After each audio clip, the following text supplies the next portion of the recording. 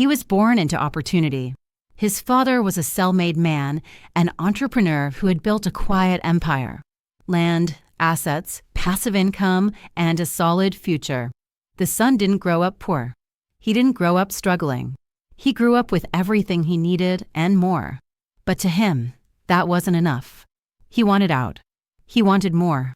Not more comfort, more control. While his older brother stayed close to the family business, helping run operations and learning from their father. The younger son wanted something different. "Give me my share now," he said one morning. His father didn't argue. Without a word, he transferred the full inheritance to his son's account.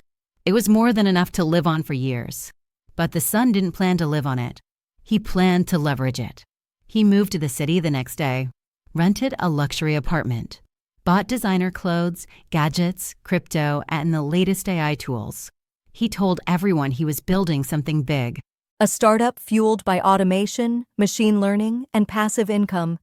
He branded himself as a digital founder, used ChatGPT to generate product ideas, Midjourney to create mock-ups, HeyGen to make promotional videos.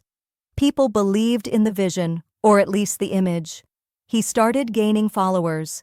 Everything felt fast, exciting, limitless. And for a while, it worked. Money came in fast, but it went out faster. The ads didn't convert. The tools were powerful, but the business lacked structure. And underneath it all, he was burning out. But he couldn't stop, because from the outside, it looked like he was winning. And no one wants to quit when they're being watched, not even when they're falling apart. The money didn't last. Neither did the hype. The flashy lifestyle, the followers, the attention, it all started to fade. The startup collapsed.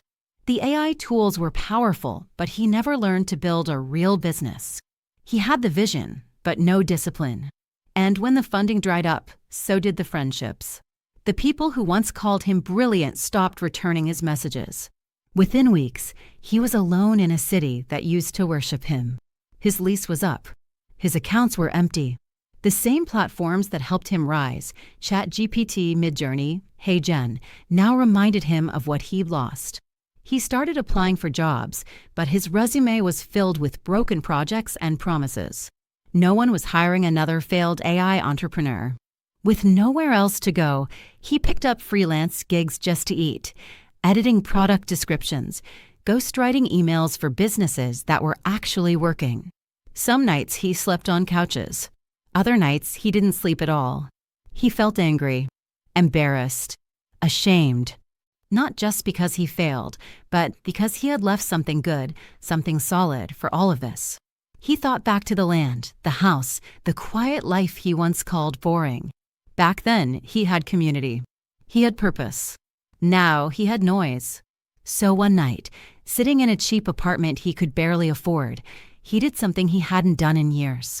He opened a new browser tab and searched, "How do I go back home after ruining everything?" The screen blinked. No good answers. So he turned it off, stood up, packed the little he had, and caught the earliest train out of the city. He didn't have a plan. He just knew he couldn't keep living like this. He had to go back, whether he was welcome or not.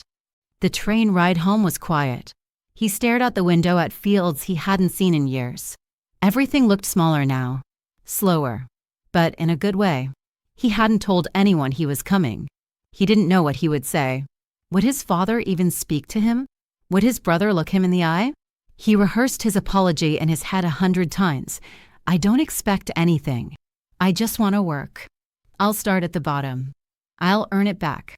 When he stepped off the train, he didn't carry luggage, just a worn backpack and a heavy heart. He walked for miles down the road that led to his childhood home. As he turned the corner toward the front gate, he saw someone waiting at the edge of the driveway. It was his father, not with folded arms, not with anger, but with open arms. His father ran to him without a word, without hesitation, and embraced him like a son who had never left. The son could barely speak. "I'm sorry," he whispered. But his father shook his head. "You were lost, and now you're found." That night, there was no lecture, no scolding, only a warm meal, fresh clothes, and a quiet place to sleep. And for the first time in years, the son slept deeply without noise, without pressure, without pretending to be anything other than what he was. Just a son, home again. Maybe you've never asked for an inheritance and blown it all. But maybe you've walked away from something good. A dream, a relationship, a safe place, because you thought the world had something better. Maybe you've chased status instead of substance. Maybe you've relied on tools, AI, money, tech, hustle, to build something faster, only to realize it takes more than speed to build something that lasts. This story isn't about failure. It's about the return, the moment when pride breaks, when ego dies, and when grace steps in. The world teaches us that we're only as good as our wins. But the truth is, failure doesn't disqualify you. Sometimes it prepares you. The son didn't just come home poorer, he came home wiser. He knew now what mattered. Not followers, not funding, not flashy tech, but character, humility, family. The people who love you before you win and still love you when you lose. The prodigal son didn't earn his welcome. He was received because he came back.